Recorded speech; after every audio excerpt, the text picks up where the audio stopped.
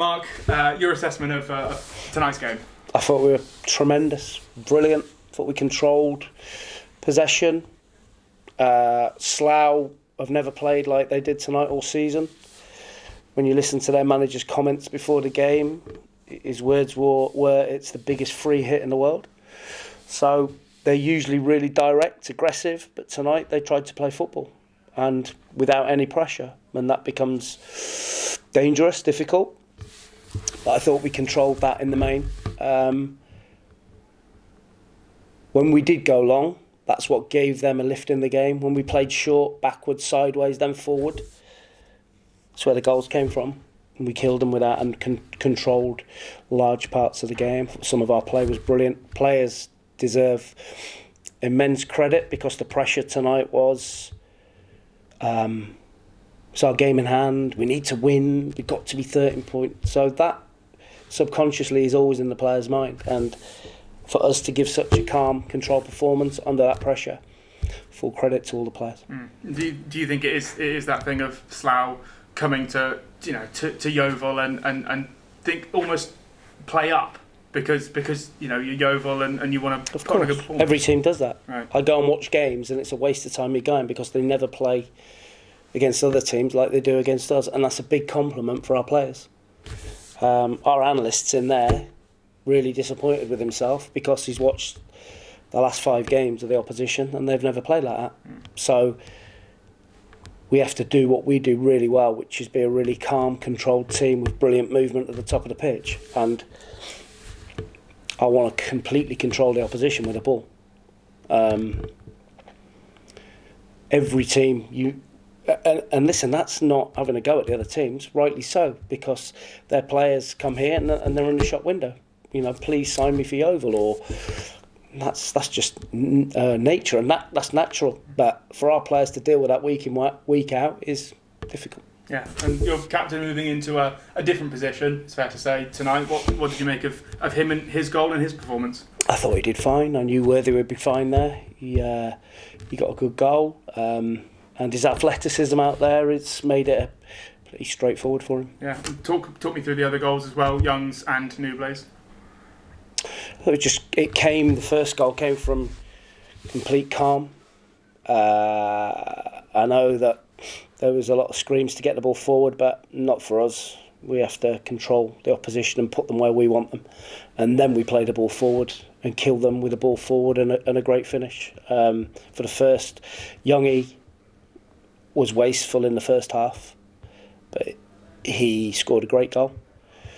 And the last one was another great move and a penalty and a great finish from Frank. Yeah, you mentioned of shouts from the crowd to put the ball forward. What was your assessment of the fans and the crowd tonight?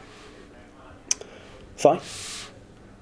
There was when those shouts of put the ball forward, do you wonder, if we're trying that, so what more do you want us to do almost? Listen, the players know the game plan. They're not going to change. We're not going to change. And every day we play our game, not what other people want us to do. We play our game, and the reason we're clear at the top of the league is because we play our game, not what other people want us to do, and we won't change that. All right, and just talk me through Maidstone on Saturday. So obviously they've had a storied FA Cup run this season, so what can you expect from them at the weekend? I'm not even going to think about it until tomorrow. I'm just digesting tonight. I'm going to have a Thatcher's cider in a minute and enjoy another 3 points. Good for you. Well done, Mark. Thank you. You said on Saturday that you needed a better start in the second half. Couldn't have asked for a much better start. Yeah, we've our stats, whatever you want to call them, data shows that we don't start particularly well. We've tried lots of things. And tonight we tried something different. Went out a bit earlier, quick feet, balls, cones, loads of them. I thought there was a helicopter landing on the pitch. There was that many cones for our players to do an extra warm-up. So yeah, keep doing that. You got a lot of young players coming to the front line in the recent weeks. How important is Frank Nuble to that forward line now, where you've bring in the likes of Ollie Thomas, Sam Pearson, Dylan Morgan tonight, his first start, playing around him? Well, the players you've just mentioned there, Pearson, Young, Morgan, Dawes, who else we got? Ollie's more of a 9, Jordan Stevens. We've got some real 1v1 exciting players, and Frank is pivotal to that because he holds his position, plays in the middle of the pitch, which gives them license to do what they do. I mean, the reason we have those players is because of their movement. The way we try and play with control is to get to a certain area to then hit those balls in behind for those quick young players to run onto. Frank attracts a lot of attention from defenders and pulls them out to leave those spaces, and he's pivotal to what we do. He's the governor in the changing room, and his experience is vital for us. And Sam Pearson got caught in a little bit of a situation in front of the dugouts with the didn't quite see the challenge on him, but how much sort of management does he need to sort of try and avoid those situations? I think when you're such a good player, you become a target. Young's a target, Sam's a target. They leave a little bit on you. The referee missed 3 or 4 off the ball incidents tonight, which I'll be going to speak to him about in a minute. But we get no protection. I've already been told we should have had 4 red cards against us so far. We've had not many for tackles, which have been horrendous. So, listen, we get up, we dust ourselves down, and we keep playing, and that's the way we do it. Thank you. Mark, it was a game of 2 halves. You mentioned sort of the extra warm-ups that went on just before the second half. What was said in the dressing room? What words did you exchange to the players? I thought we were good in the first half. I thought we controlled the game. Sam Pearson had 2 one-on-ones. Could have been 2 or 3-0 at half-time, clear. Half-time was more control, more short passes, more sideways passes, to draw the opposition out to then hit them in behind. So at the start of the game, if you just hit long balls forward, the opposition are set on the edge of their box and they just gobble it up. So you have to move the opposition about and then pick the right time to hit your runners, and that's what we did in the second half. I mean, going into the break with so many missed opportunities, did you fear you were going to have a similar situation to sort of St Albans and Chippenham, where it just sort of gets away from you? Yeah, there was a few raised voices not before I got in there about being ruthless and making sure we pick the right option when we get in on goal, whether that's a square pass for a tap in or getting your foot through the ball and making sure that you put the ball in the net. And then obviously I had a nibble about just as being ruthless. We play so much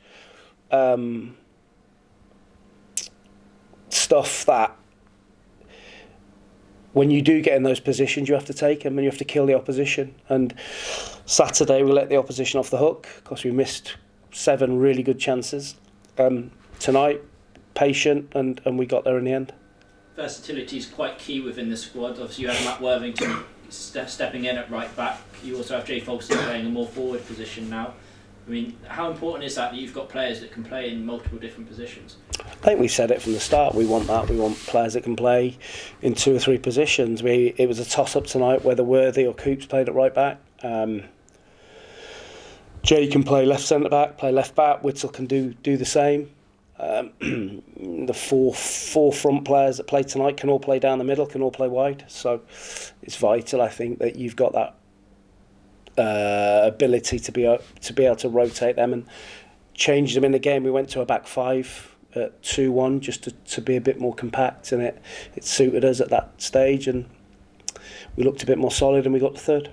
You mentioned Charlie Cooper there coming off. Were you sort of struggling towards the end there? Do you have any early signs on what it was? I think I'd screaming at him just to sit in the middle of the pitch, but he went and charged forward and booted somebody and got booked and then felt his hamstring a little bit, so we're just hoping it's a bit of fatigue. And just to find a word on the support tonight, nearly 3,000 through the gate again. I mean, how crucial is it for you and the team for their support throughout the end of the season? Yeah, they're just as important as we are. They've got just as big a part as we have in backing the team in good and bad, and we need that. Brilliant, thanks Mark. Thank you.